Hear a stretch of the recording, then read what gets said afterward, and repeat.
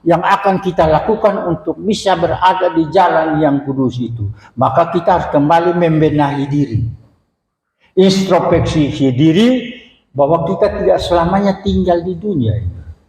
Karena ada yang menciptakan kita, namanya Allah dalam Yesus Kristus, dan kemudian dia pinjamkan napas hidup kepada kita, maka satu kali kelak kita akan kembali meninggalkan jalan dunia dan harus kembali ke jalan surga. Nah, karena itu masih ada kesempatan kita hidup di dalam dunia ini, datang ke gereja, karena hanya di gereja lah yang menunjukkan jalan surga. Satu waktu ada seorang anak kecil, ya, ditinggalkan ibunya di luar karena ibunya sedang belanja di Alfamart. Kemudian saudara kekasih, datanglah seorang laki-laki, dan dia berkata kepada anak kecil, "Nah, bisa tunjukkan saya jalan menuju ke kantor pos?" Lalu anak kecil itu berkata, "Oh, bisa saja, boleh om, saya tunjukkan jalan. Sekarang dari sini om lurus sampai blok yang ketiga, lalu om belok kiri." Lalu kemudian si laki-laki itu berkata kepada anak itu, "Terima kasih nak, engkau sudah menunjukkan jalan buat saya ke kantor pos. Karena itu saya berterima kasih dan saya rindu nak dengan ibumu besok datang ke gereja. Karena di gereja, di situ saya akan tunjukkan jalan untuk ke surga." Nah, saudara kekasih dalam Tuhan Yesus Kristus, untuk menjadi orang-orang atau menjadi penduduk surga, untuk menjadi warga kerajaan surga, itu kita mulai dari dunia. Mulai benahi diri ini dari dunia, atur diri ini dari dunia.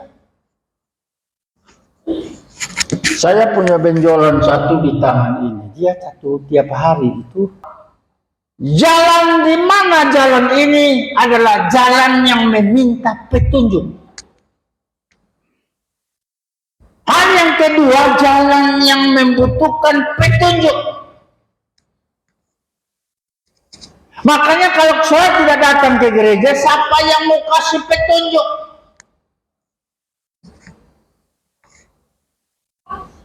Jangankan orang-orang yang tidak bertobat, orang yang sudah bertobat saja masih bertanya-tanya tentang jalan ke surga.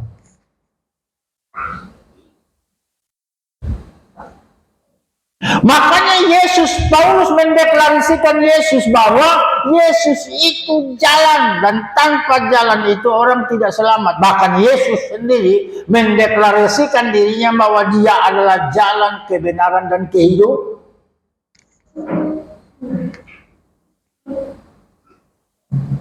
Saudara dalam hidup dan melakukan perjalanan, saudara membutuhkan petunjuk. Untuk sampai ke Kupang, saudara tujuannya ke Kupang petunjuk. Dan di jalan-jalan saudara temukan banyak petunjuk yang dibuat oleh LLAJR. Kalau tikungan dia kasih tunjuk tentang tikungan. Kalau jalannya berliku-liku, dia bikin itu tanda jalan berliku-liku. Ada petunjuk. Apapun yang kita lakukan dalam hidup ini pasti ada petunjuk.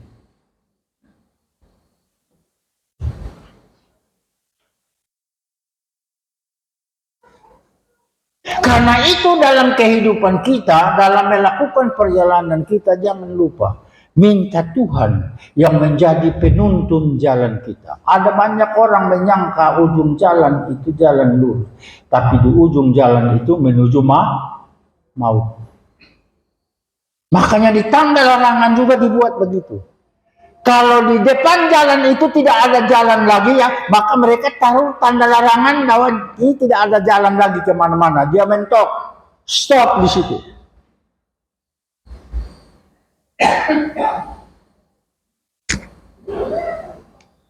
Saudara mau melakukan apa saja, minta petunjuk dari Tuhan. Tanya Tuhan, bicara dengan Tuhan melalui doa.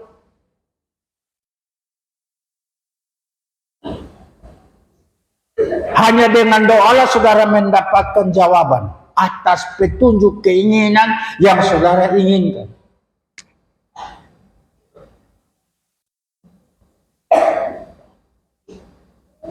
Saudara, untuk datang ke luar negeri, saudara yang tidak fasih bahasa asing, maka di sana saudara membutuhkan seorang yang namanya guide. Tujuannya supaya dia bisa berbahasakan bahasa negara itu dan dia membawa saudara ke tempat-tempat saudara akan datang.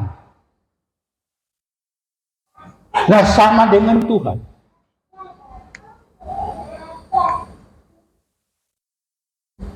Minta selalu petunjuk Tuhan dalam usaha, dalam bisnis, dalam pekerjaan, dalam pelayanan, dalam studi. Bahkan pendidikan, minta petunjuk dari Tuhan.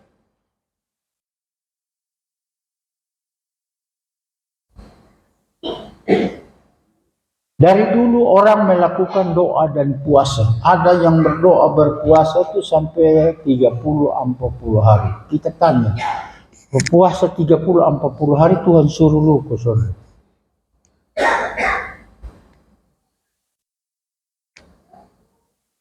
Nah kalau Tuhan sana suruh kan lu kan harus ada tanya Tuhan yang lu maksudkan puasanya untuk apa? Sampai sekian hari jangan sama dengan Tuhan Yesus 40 hari. Tuhan Yesus saja 40 hari habis setan datang, iblis datang, dia bilang lu betul-betul jago, lu anak Allah betul-betul, coba lu roba batu ini jadi. Dia sudah main gila. Dia bilang coba lu roba ini batu ini jadi roti. 40 hari dibawa ke padang gurun puasa. Nah beta percaya orang puasa 40 hari juga selesai dia puasa setan akan datang. Saudara baca-baca itu di Alkitab, Yesus habis berpuasa 40 hari, datanglah iblis, bukan omong lagi lemah lembut. Lalu bilang lu anak Allah, coba roba ini batu, bayangkan roba batu jadi roti. Dan orang yang melakukan itu sampai hari ini sudah bikin apa-apa. Dia pimpin gereja di sana dia. Kita bilang dengar, tujuan dari puasa itu apa dulu baru kita puasa. Alkitab berkata sejenis ini tidak bisa hanya dengan doa, tapi dengan berpuasa. Nah jenis apa dulu? Kan ada jenis-jenis.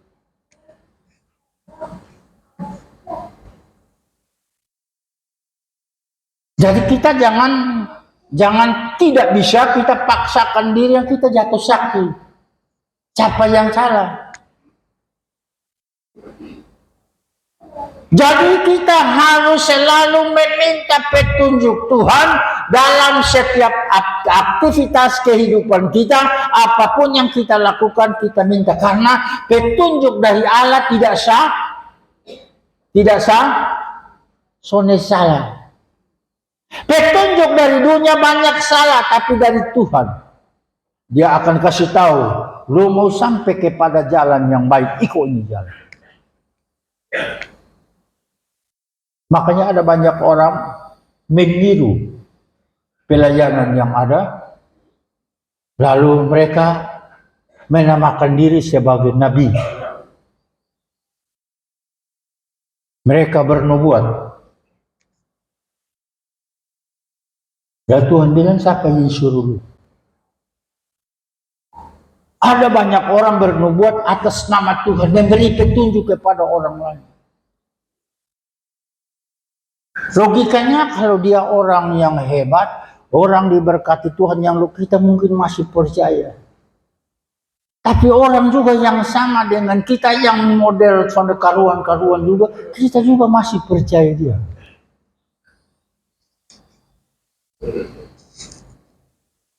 Tuhan bilang aku tidak suruh dia bicara atas namaku.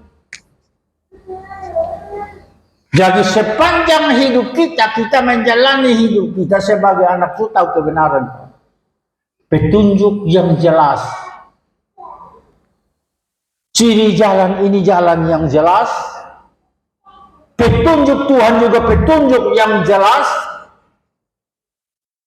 Nah mari kita datang kepada dia. Sekarang sudah tidak ada lagi ada dukun-dukun yang heboh sehingga orang ke sana dan lain. Oh kalau zaman dulu, jangankan zaman dulu, 2-3 tahun ke belakang itu sejahtera. Berdiri di jalan itu saja tadi kotong sone senang, sone semangat, sone sukacita, hanya berdiri saja di jalan itu. Kotong langsung ketawa, hahaha, hihihi, puji Tuhan, haleluya. Hanya ada di jalan itu.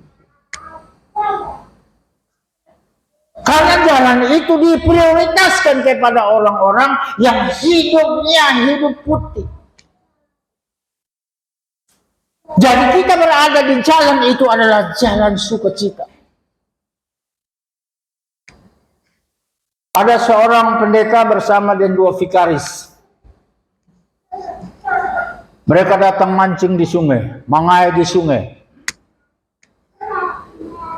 Mulai jam 12 siang, satu vikaris itu bicara kepada kawan vikarisnya dengan Pak Pendeta. Kita sekarang sudah lapar, kita mau menyeberang ke sebelah untuk cari makan. Lalu vikaris yang satu ini turun dari perahu, dia berjalan di atas air, sampailah dia di seberang. Lalu pendeta ini berkata, wah, ini vikaris ini suci betul. Dia berjalan di atas air, dia sudah ada di seberang. Kemudian vikaris yang satu lagi, pamit Pak Pendeta, saya mau ke seberang, kita sudah lapar. Vikaris yang turun dari perahu, injak kaki di air, kemudian dia juga sampai di seberang, berjalan di atas air. Lalu pendeta ini berkata, wah, kedua vikaris ini suci benar, saya ini juga pendeta, saya juga hidup kudus, ya saya juga akan berjalan di atas air. Pendeta ini turun dari perahu, berdiri di atas air, waktu dia mau jalan ke seberang, dia tenggelam. Dia tenggelam di air.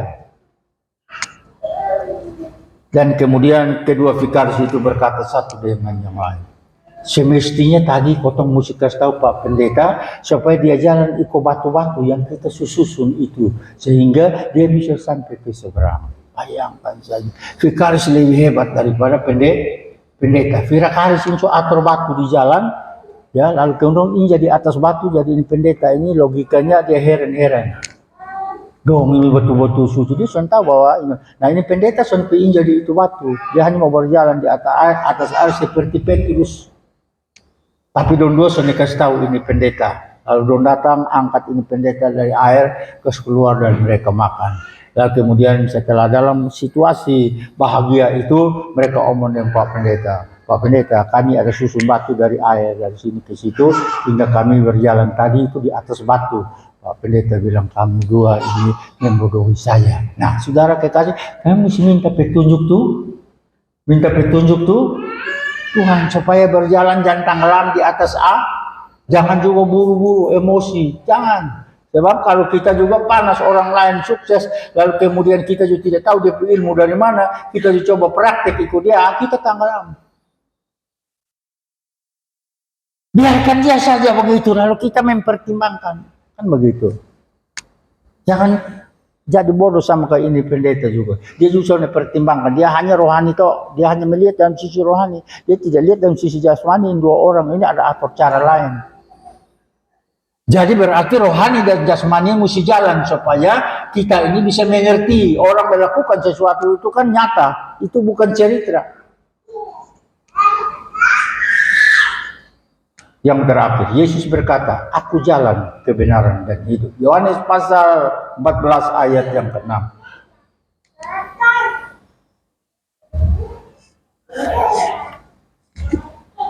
Kata Yesus kepadanya, akulah jalan dan kebenaran dan hidup. Tidak ada seorang pun yang datang kepada Bapa kalau tidak melalui aku. Ini jalan yang jelas. Datang kepada Yesus pemilik surga. Dia sudah pernah datang ke bawah bumi alam basra dan dia juga sudah datang di surga, sudah datang dari surga, dan waktu dia datang dari surga itu melalui rahim Maria, kemudian dia mati dan kemudian dia naik kembali. Kemana dia pergi? Ke surga. Jadi dia orang surga, dia kasih tahu kita harus percaya. Jangan percaya saya karena saya ini lahir di dunia. Percaya firman-Nya ini karena ini Yesus sendiri yang berkata. Kata Yesus kepadanya. Ada dialog antara Yesus bersama dengan kawan-kawan pelayan yang lain. Dia bilang, aku ini jalan. Kalau sudah tahun beta ini, yang sebenarnya yang orang merindukan, orang butuhkan, yang orang tidak tahu sekarang beta kasih tahu beta ini jalan. Aku jalan kebenaran dan hidup. Bukan saja jalan, tapi dalam jalan itu ada kebenaran. Bukan saja ada kebenaran, tapi dalam jalan itu ada kehidupan. Di mana kehidupan yang kita akan dapatkan secara rohani? Kehidupan yang kita dapatkan itu di sorga. Nah, itu dimulai dari dunia. Kalau di dunia kita hanya dunia toh, urusan hidup dunia terus, ya nanti kita mati di sana juga kita tidak tahu kita akan pergi kemana. Karena sudah ada Tuhan dalam hidup kita. Tapi kalau di dunia ini kita hidup secara duniawi, kita tidak ingat Tuhan satu kali kelak, kita akan rindu. Seperti itu orang kaya yang meninggal itu. Dia bingung, dia sampai di sana dia bingung. Dia tidak pernah injak gereja. Kisah yang diceritakan Alkitab orang kaya dan Lazarus itu. Nah, nanti banyak orang sampai di sana menyesal, terus dia adalah kesempatan untuk membenahi kehidupan. Sekarang di dunia kita punya waktu. Waktu kita harus juga tidak saja fokuskan dalam soal hal-hal dunia, tapi waktu kita sisihkan waktu kita sedemikian rupa untuk juga kita bisa bersekutu dengan tuh pemilik jalan itu. Dia tidak saja jalannya, tapi di situ ada kehidupan secara jasmania dan rohania. Jasmania dalam jalan kehidupan Tuhan mencukupi setiap kebutuhan keperluan kita. Karena itu kita hidup ini, berkat kita ini ditentukan itu dari sorga, bukan dari dunia.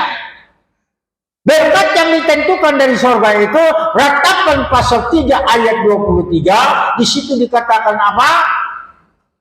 Selalu baru tiap hari. Jadi kita harus akui berkat yang kita terima itu bukan dari dunia, dari sorga. Yang disiapkan itu tiap hari diberikan kepada kita. Untuk mencukupi setiap keperluan kita, kebutuhan kita. Itu berkat kita itu dari sorga.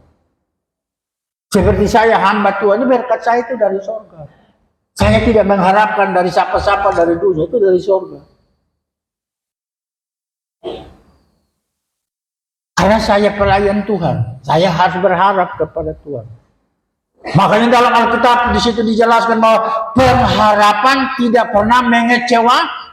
Dalam Roma pasal yang kelima itu tidak mengecewakan. Jadi kalau saya berharap kepada surga, saya tidak kecewa. Karena surga yang beri makan saya. Surga yang mencukupi setiap kebutuhan saya. Jadi kita tidak saja berurusan dengan dunia, tapi kita harus bermimpi satu kali kelak.